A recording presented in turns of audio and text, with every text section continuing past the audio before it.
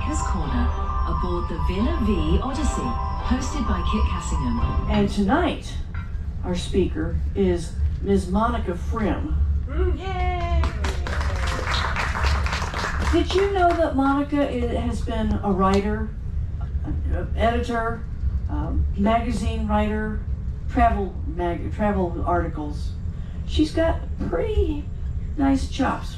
She's going to share some of her work with us. And so let's just get right on to Monica Frim, Secrets of the Lakes.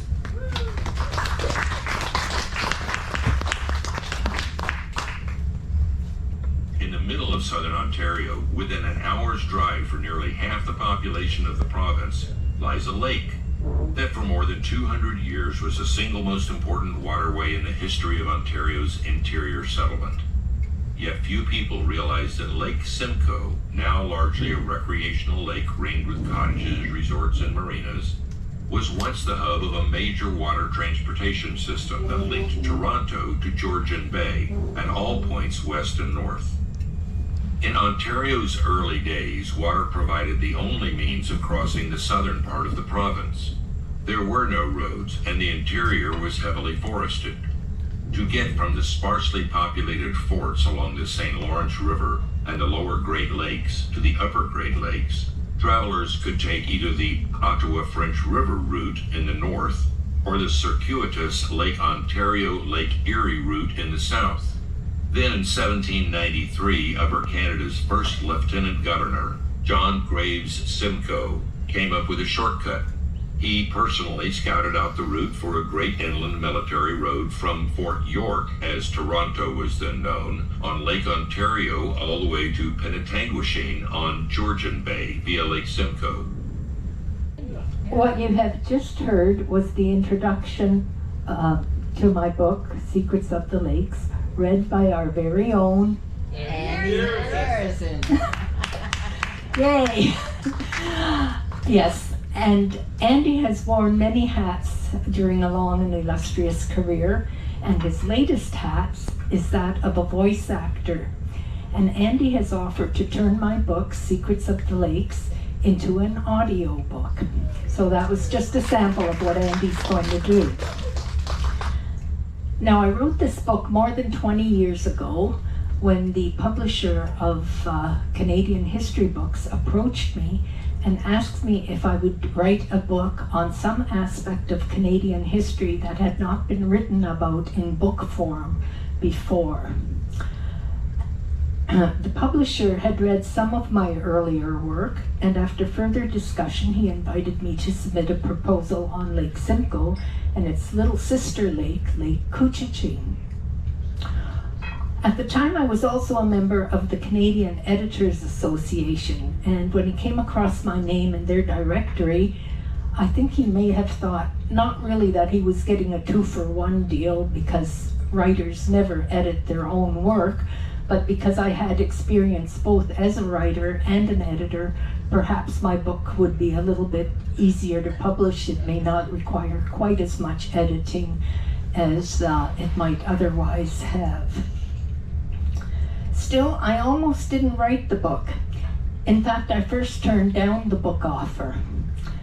The reason for that is because I'm not very good at multitasking, and I had so many things on my plate at that time.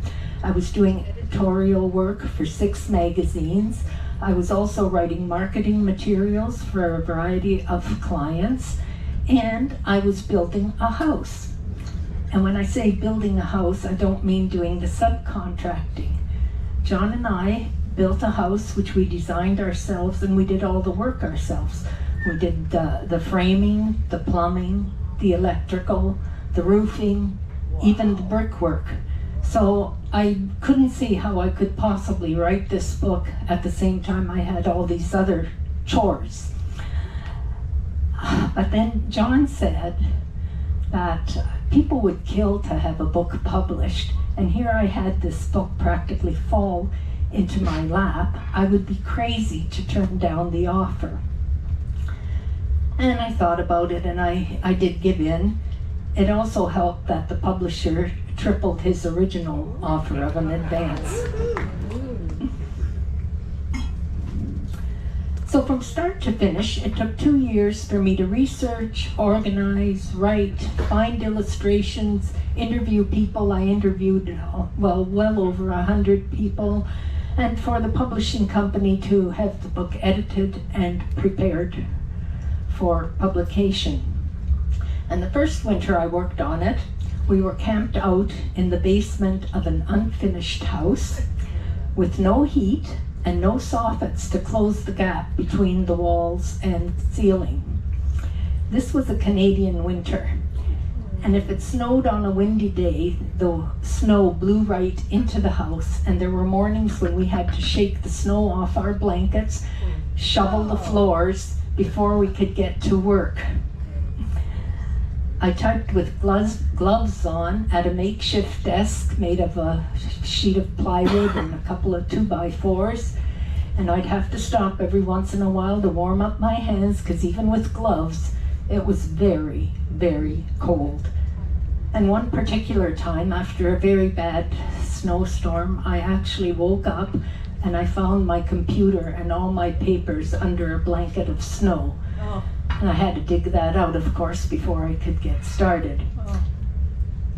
So that explains a little bit why the best part of this book project was the research.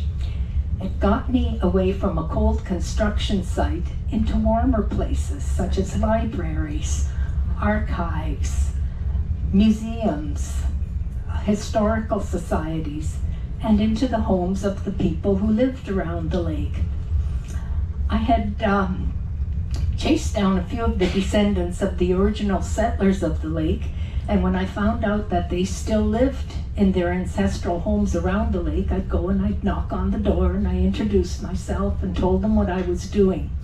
And not one person turned me away. They all invited me into their homes. They were happy to talk about their ancestors. Some of them even gave me their ancestors' diaries and scrapbooks and allowed me to take them with me and to keep them as long as I needed.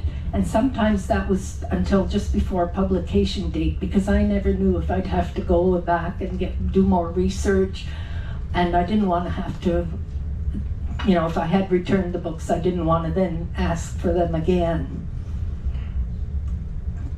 And after I had done all the research, or as much as I was going to do, since there's never any end to research, you just decide to stop at some point. The thing that struck me the most was the relevance that this tiny little lake had to the development and the history of Canada, and by extension, even to the United States. And I made that the highlight of the book. So on a grand scale, I'm talking about the Great Lakes area, which is right here, circled in red.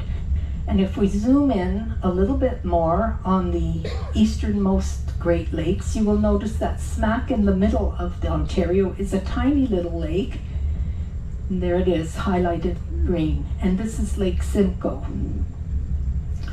And for about 200 years, roughly the 1600s until the 1800s, only a handful of intrepid explorers went anywhere near this lake.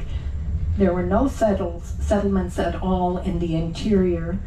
There were a few, but not near the lake. And Ontario at that time was called Upper Canada. So remember that when I refer to Upper Canada later on, it means Ontario. And there were virtually no roads.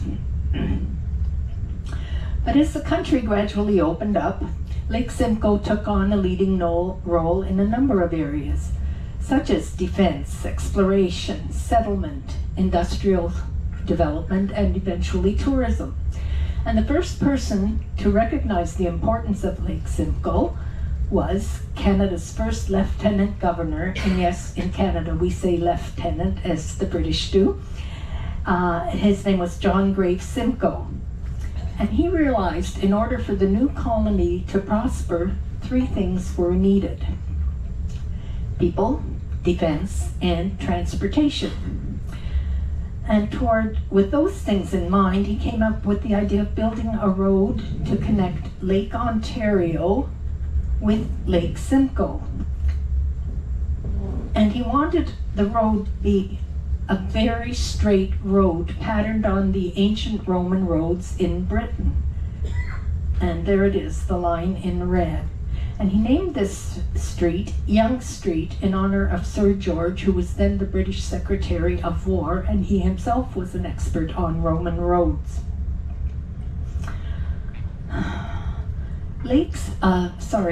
Governor Simcoe's big concern was that the Americans might invade Upper Canada.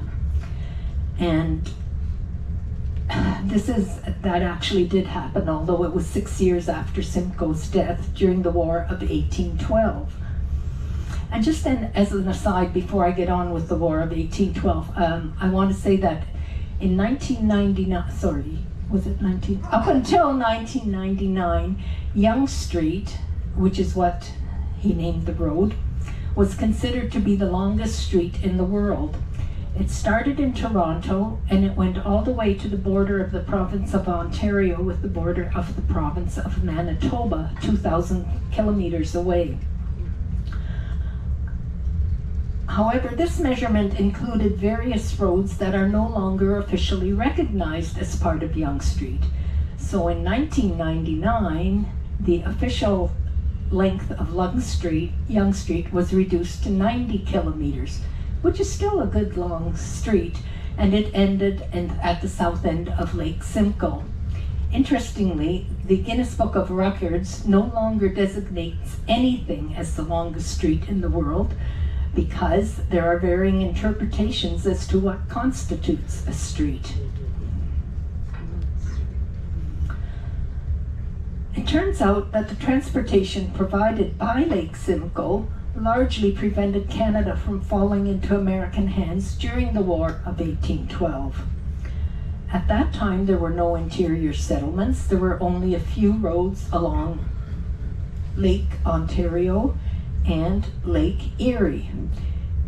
It was easy for the Americans to capture them, which they did one by one. Canada was not at all equipped for defense, and I don't think anything has changed. As a British colony, Canada depended on Britain for protection. But where was Britain? Britain was off in Europe fighting the Napoleonic Wars.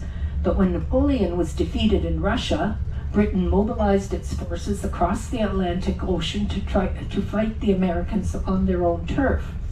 The problem was, by the time they got there, the Americans had captured all the forts along Lake Ontario and Lake Erie,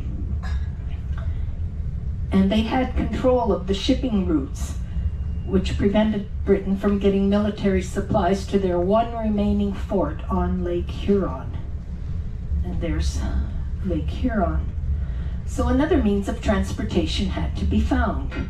And this is where Lake Simcoe comes in. It was right in the center of Ontario, and it could easily be reached from Toronto, at that time it was called York, via the Holland River in the south. So almost overnight, troops were rallied for elsewhere. Boats were hastily built and military supplies were shipped across Lake Simcoe to the head of Kempenfelt Bay, where they were carried across an old Indian trail called the 9-Mile Portage. And that red line represents the routes that the ships and the shipping supplies took. And obviously there's only a small part of that represents the 9-Mile Portage. Everything else was a water route, the Humber River, Nottawasaga River, and several creeks that fed into those rivers. And this connected, the portage connected the creek to Georgian Bay, and in a matter of days, new military forts were quickly erected at Penetangwisheen and at the mouth of the Nottawasaga River.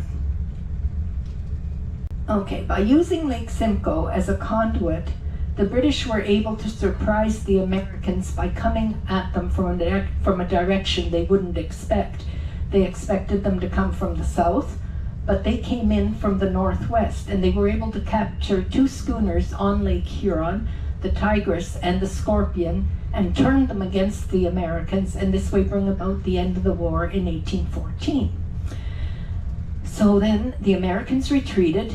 They gave back all the forts they had taken. Canada gave back whatever it had taken from the Americans.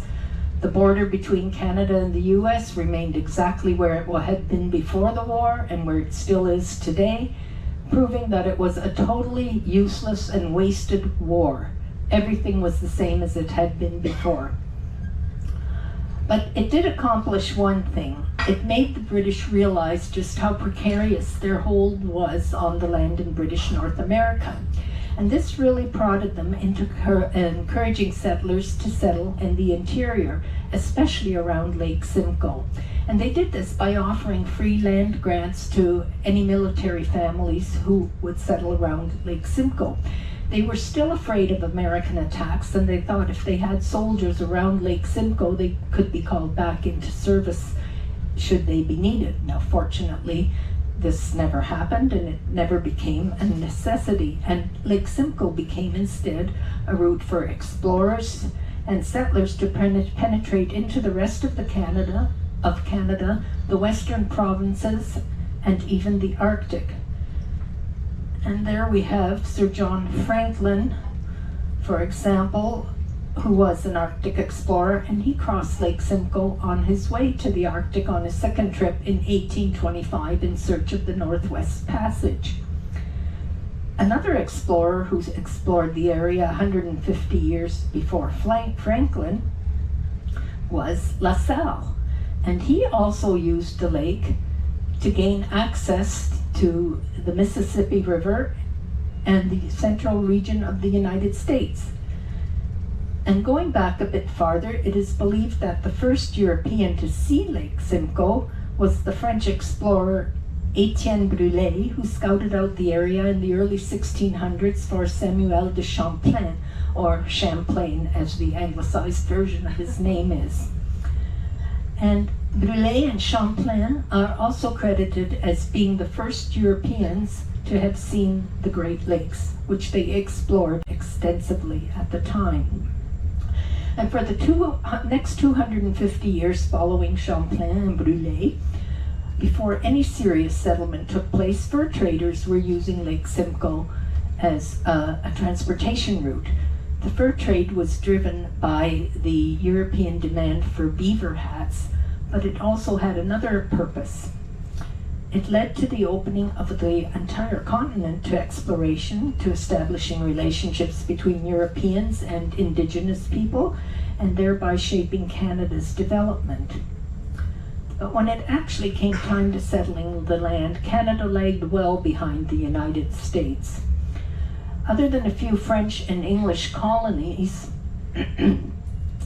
settlement in Canada didn't begin in earnest until after the American Revolution, when United Empire Loyalists fled north to Upper Canada. However, they settled along the St. Lawrence River and in the Niagara Peninsula, and still leaving the interior without settlers until after the War of 1812, when settlement really began in earnest. And I've got just a few pictures of the earliest families to settle in the area. The book contains 170 such images and about 100 or so stories that give a rundown of the history of Lake Simcoe and Lake Couchiching. And with settlement came industry. Now, the area was rife with forests and with rocks and obviously water. So what can you do with those three raw materials?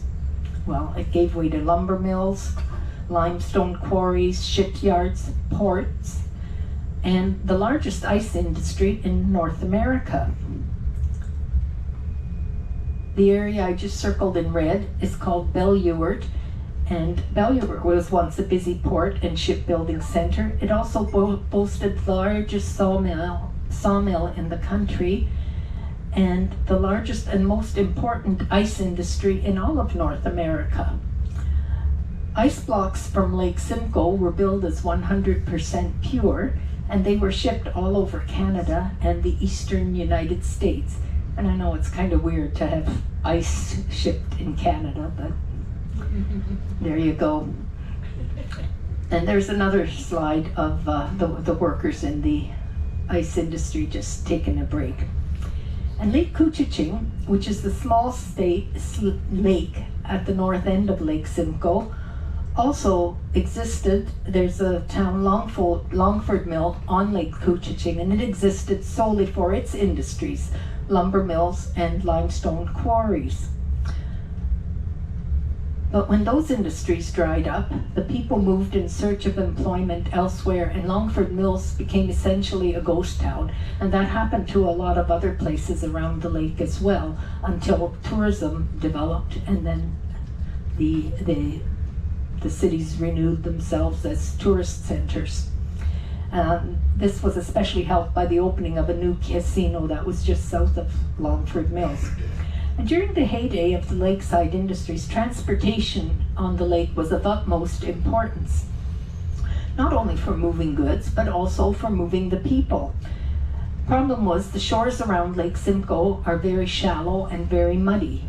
So they needed a boat that had a shallow draft and didn't sit too deep in the water.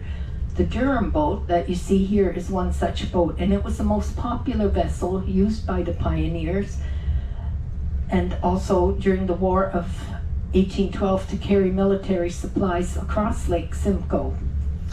It had a shallow draft and a single mast.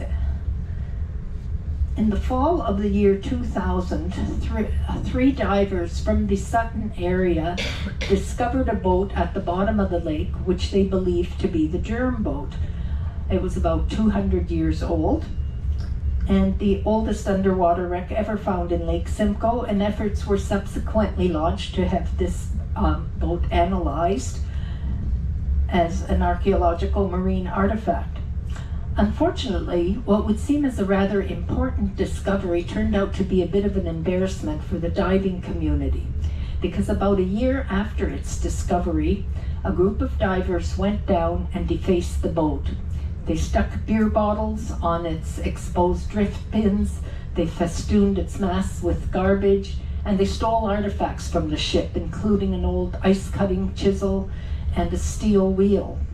And the fact that these divers knew the exact location of the wreck indicated that at least one of them would have been in the group that made the original discovery to begin with. And as luck would have it, there was another diver around that night who was not part of the group, but he was seated on shore, and he noticed lights on the water, and he noticed their lift bags being lit up. So he just watched and waited for them to come in, and he recognized who the people were, and he reported them.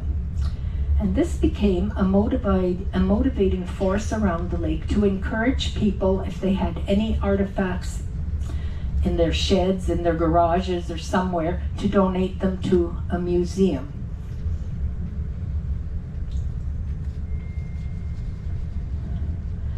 Steamships came to the lake in 1832, and this caused the demise of the Durham boat. And they did much to ease the travel on the lake, but they too were not without their problems. They were patterned after the sidewheelers used on Lake Ontario, which is of course much deeper, so they kept getting stuck in the lake. And one of the first steamship to sail Lake Simcoe was the Sir John Colborne, named after the then Lieutenant Governor of Upper Canada. It was the slowest ship to circle the lake. It could not travel more than 4 nautical miles an hour. And this lake really is quite small. It's about 18 miles by 30 miles. And it took an entire week for the Sir John Colborne to make one tour around the lake. The joke was, had the US decided to invade Canada, they would have laughed their way to victory if Canada had to depend on the Sir John Colborne for protection. So it only lasted about 2 years, and then it was replaced by the Peter Robertson. The Peter Robertson was able to circle the lake a little bit faster. It could do it in 2 days, but it too kept getting stuck in the lake. And the joke wasn't really a joke, but they say that the sailors spent more time prodding the ships out of the water than they did sailing. So, and the other boats needed to be found. They had to change their way of building the boats. And this came about with two ships, the Beaver and the Morning. Now, I don't have a sketch of the Beaver, but it preceded the Morning, and it was jointly owned by a shipping mogul named William Lawton and a stagecoach entrepreneur named Charles Pullett Thompson. But after a while, these two people had a falling out, and the partnership dissolved. So Thompson built the Morning to rival the Beaver. And competition between the two ships became quite stiff. One would lower the cost, then the other one would. Then the other one would lower it again, and it was just constantly going lower and lower until at one point, both ships were carrying people for free, providing free food and free drinks, and even dancing to a live band. Now, obviously, a farce like that couldn't last, and eventually Thompson took over both ships.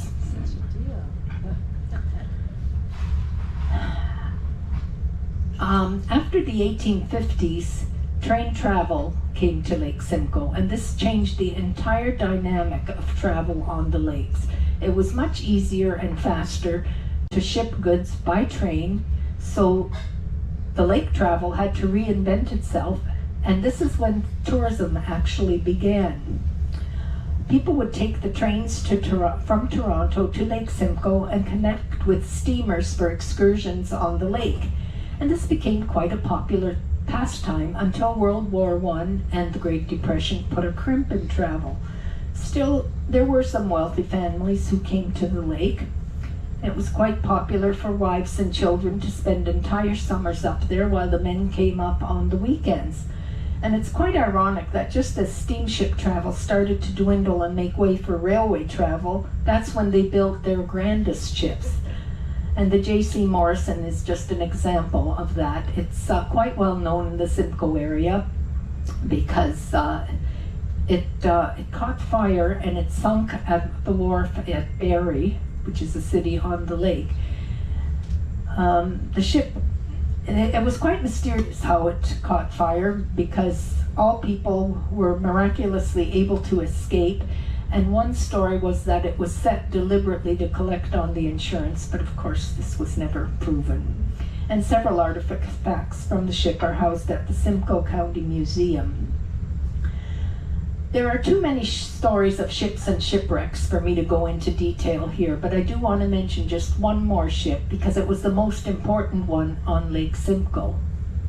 It also never existed, except in the mind of its creator, who was the great Canadian humorist Stephen Leacock.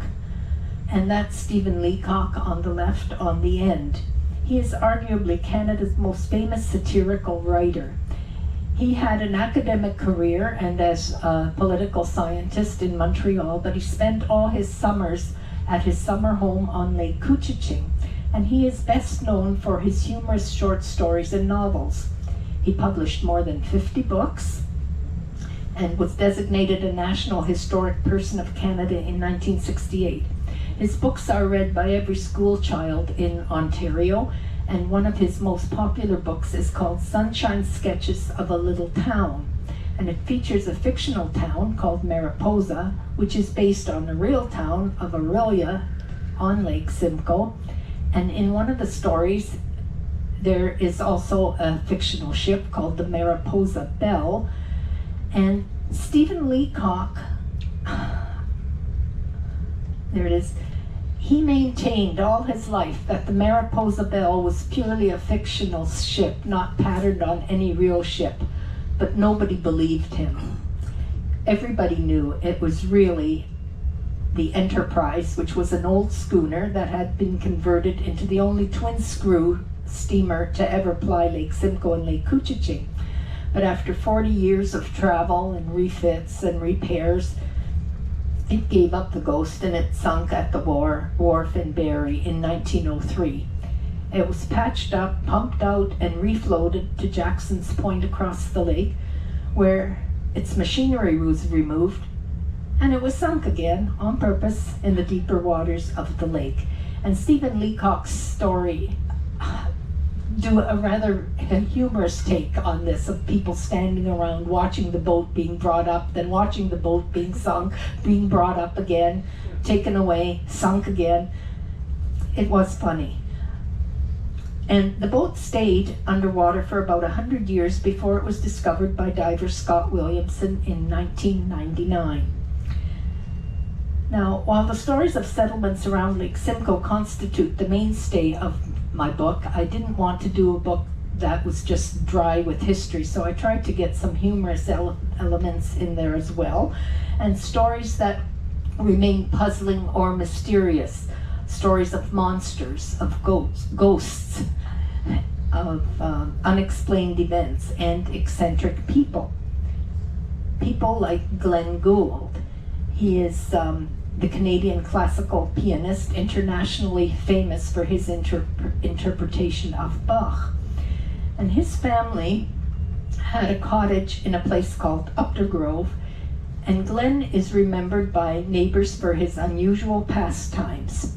When I was doing the research, I went up and I knocked on all the neighbors' doors to see if they remembered Glenn Gould, and of course they all did, because he was such an eccentric character. You have to remember, Lake Simcoe is in the south of Canada, and it can get quite warm there. Temperatures easily reach the 80s, even the 90s. But Glenn Gould, in summer, he would walk around outside in a full-length winter coat, wearing mittens and a toque. A toque is what we Canadians call a winter hat. And he would often go out into the farm fields bordering Lake Simcoe and stand there in front of all the cows, waving his arms as if he were conducting an orchestra and the cows were the musicians. And he would do this for hours on end. And I think the area near the Gould cottage was actually rife with quite a few strange happenings. There was another lady in the area. Her name was Eva McIsaac. And in 1937, she became Canada's first documented stigmatist, when it was known that she would spontaneously bleed from her wrists, from her ankles, and from her breast, her wounds reflective of the wounds suffered by Christ on the cross. And when this story made the rounds and the Archbishop of Toronto found out about it, he wanted to find out just what was causing this. So he had her admitted to 2 hospitals for about 5 weeks, and he had her examined by 3 doctors, a Catholic doctor, a Protestant doctor, and a Jewish doctor. And they couldn't find anything. Now, Mrs. McIsaac was watched 24/7 by someone, never left alone. Her room was darkened so that she couldn't tell if it was day or night, or even what day of the week it was. And she died at the age of 90 in 1991, and her wounds have never been explained. Doctors couldn't find anything either. Okay, she was also a member of the Church of St. Columkill, which has the dubious distinction of being one of many haunted buildings around the lake. Stories of the church's hauntings go back about 180 years, but the most popular of one actually took place as late as the 1960s. A group of ladies were in the church cleaning the pews when they were suddenly startled by organ music coming from the loft. When they looked up, there was this mysterious ghost being wafting in the organ loft. So somebody gave chase with a broom, but before they could get up there, the ghost disappeared, and they had no idea where, because there was no way out of the loft except down the stairs that the person with the broom was going up. They never knew what happened. So one of the explanations is, no, there was no ghost. The priest just put somebody up to dressing in a clerical gown with a whitened face to pull a prank on the ladies. But then they said, no, that's not really what happened. There really was a ghost, but the priest made up this cover story because he was sick and tired of people coming, snooping around the lake, hoping to catch a glimpse of the ghost. And people were coming up from the United States and from other parts of Canada, from quite far away actually, because there were a lot of newspaper reports about this. But still, if there's a logical explanation to this story, others aren't quite so easily explained. There's one where a priest was writing his breviary, and he stopped, went away, and when he came back, his breviary had been finished but written in blood. And in another case, a priest was delivering his sermon when there were when strange noises started to be heard all over the church from different parts of the church, and people looked around, and there was nobody there. They had no idea of how these noises were produced. And the priest tried to carry on with his sermon, but at some point he just got so frustrated, he slammed his hand down and he talked directly to the ghost. And he said something like, "You just better settle down right this very minute, or I'm going to walk out of here and I'm going to leave the congregation without a priest." And right away, the noises stopped. Who knows? So I'm not going to do a rundown of all the outlandish settlers, but just to give you an idea of their diversity, there was a fellow named John McCausland who in the 1830s thought he had discovered perpetual motion. He built this contraption that was several stories high, and it consisted of pulleys and gears and levers and all kinds of mechanical moving parts that made a dreadful noise, and it just drove his neighbors bonkers. And nobody would go anywhere near it anyway because it shook and trembled so much they thought the whole contraption would come tumbling down on top of them. Eventually it did come down, and who knows what happened, but I don't think he ever really discovered perpetual motion, since we know now that it doesn't really exist. And another unusual fellow was a transplant from New Zealand named Dr. Rolf Alexander. And his claim to fame was that he could make clouds dissipate just through sheer concentration. And he was quite popular in the area, and people really believed in that.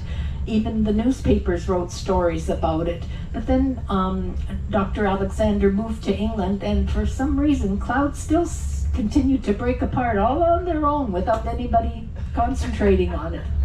Imagine that.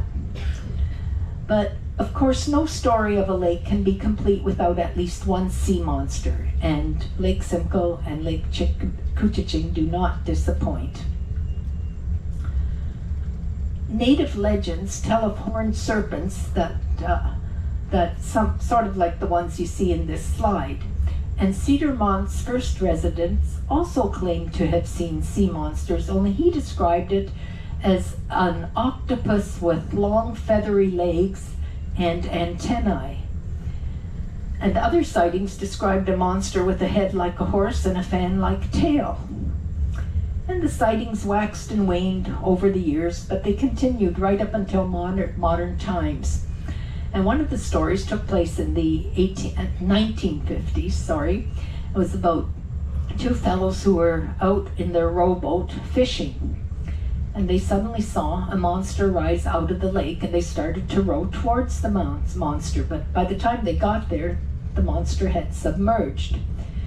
Now, a story in the Aurelia Packet and Times, the newspaper of the day, said that the men were known to take with them a stone jug of whiskey, supposedly to wet their fish bait, but it may also have temporarily enlarged their vision. And many theories have been put forth to explain the existence of lake monsters, and one of them is that lakes in Canada and the lakes in Scotland are connected by an underground passage through which monsters can freely travel between the two continents. In the 1970s, they did some pseudoscience experiments. They tried to find this monster, and they did sonar scans of the lakes, and they found that there was indeed a large shape moving under the lake. But by that point, the sightings had started to decline. So before they disappeared entirely, a businessman of Barrie figured they should give the monster a name. And he came up with the name Kempenfelt Kelly, after Kempenfelt Bay on Lake Simcoe, and he copyrighted it and gave it to the city of Barrie, which is the largest city on the lake. And with the name came an image of the monster. This was created by Anne Binkley as a mascot for the Barrie Chamber of Commerce. And there is even a winter version of this monster skating on the lake. Now, actually, there may be a logical explanation for at least some of these sightings. Historically, Lake Simcoe was populated a small population of fish called sturgeon. These are freshwater fish that are quite common in the Great Lakes, and they can grow to a length of over 20 feet. But they are still found in the Great Lakes, but they are not believed to exist in Lake Simcoe anymore. So it's possible that at one time they did, and this is what people were actually seeing. You've got 5 minutes. Okay. My publisher asked me to write a book with stories that could be read in small chunks and in any order. And the way he put it was, write me a book that makes for great bathroom reading. I don't know if that was a compliment or not, but I do have a copy here, which I'm going to donate to the library. So if any of you need a book for your bathroom, you're welcome to check it out. But I have only one, I won't say a demand, but I would ask that you don't use it as toilet paper, just so that other people can also read it. Now, you can also wait for the audio book by Andy to come out. And I believe Andy is going to do a presentation sometime in the future. He's nodding, he's over there. He says, on what it takes to do voiceovers. And I just want you to know that doing a voiceover, I know very little about it, but I do know it's not just a matter of recording yourself reading a book. There's a lot more to it. It's quite complicated and quite time consuming, but I'll leave it up to Andy to explain that part. Meanwhile, if there are any questions, I'd be happy to try to answer them.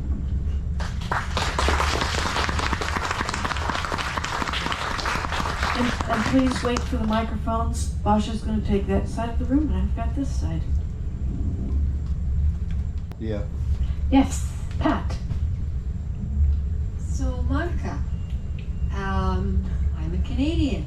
I know. I live not far from where you live when we're on land.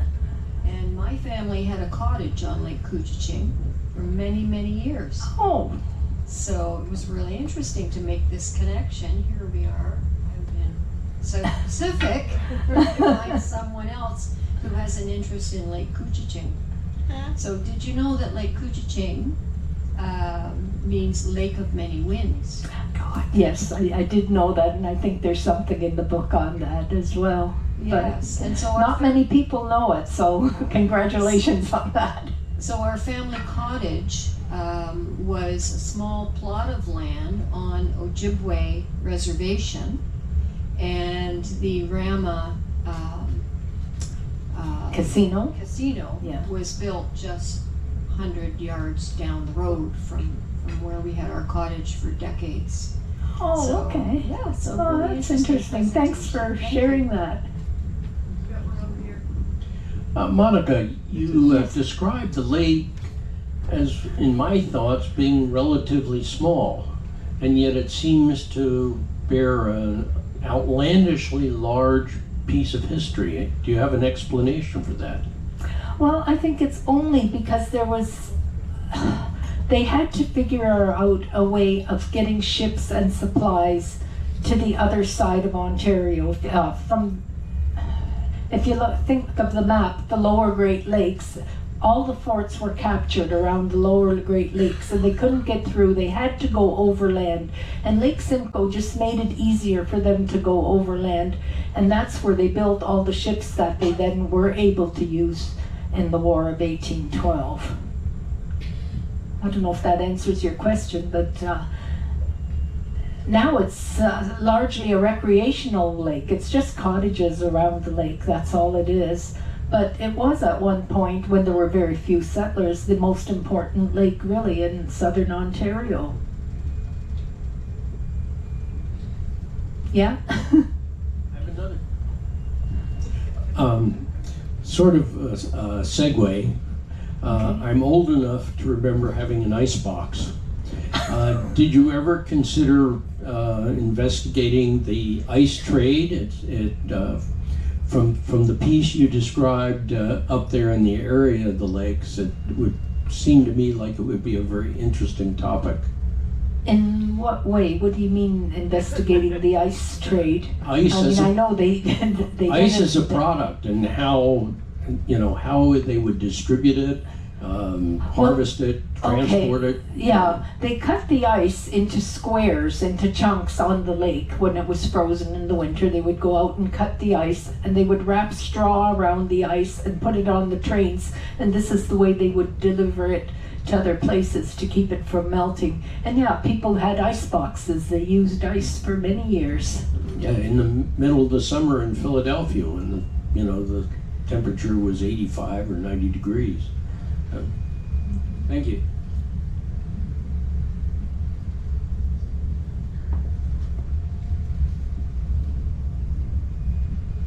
Thank you for your presentation. It's quite interesting. It's for a lot of us Americans, we don't think of any lakes beyond the Great Lakes sometimes, so it was really good. Thank you, Paul. I'm curious a little bit about your background as a travel writer and all. I know you've talked a lot about your book, but I'd love to hear what you've done in travel writing. Okay. My first job in travel writing was writing for our local newspaper back in the 1980s, but that only lasted a few years, and then I went on to do other writing. I did a lot of marketing materials, and I wrote other magazine articles on a variety of subjects, and then I went on to editing magazines and things like that. And when we moved to Washington in 2010, I met the publisher of a magazine there, and for the first year she hired me to interview diplomats. So I did diplomat interviews for a while, and she knew I had a background in travel writing and asked me to start a travel section. And I did that then, and I did that for right up until retirement. And still write the occasional travel articles now, but rarely.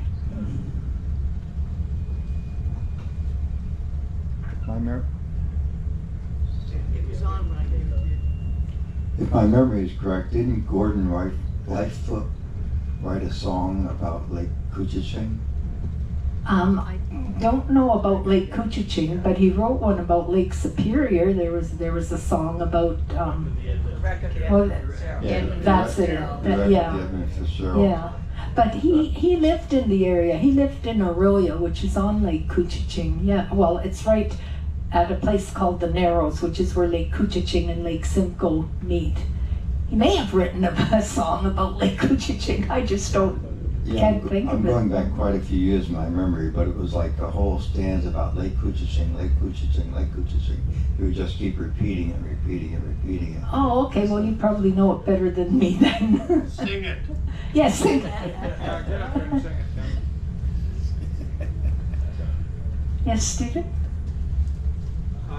I was just wondering, with your travel articles, what percentage of the time where you said you're going to write an article about yada yada yada?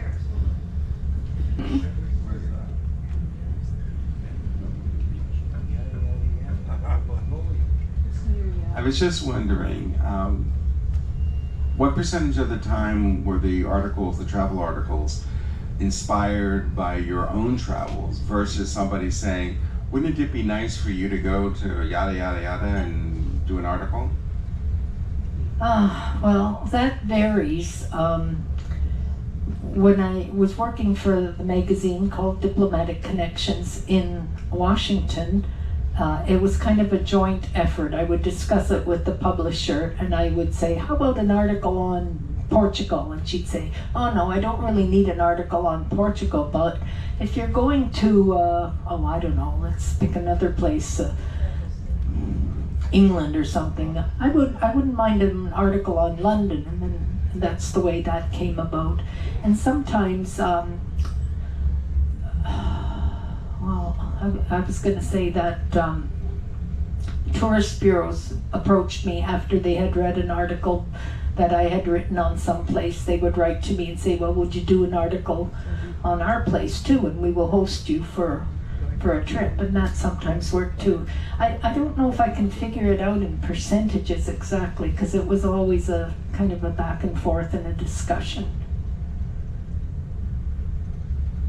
Yes, Sandy? Artificial intelligence Yes. Oh, yeah. Gordon Lightfoot wrote a song called Couchiching. Oh, okay. I should know that, I guess, but I didn't. Okay. Well, thank you very much for coming.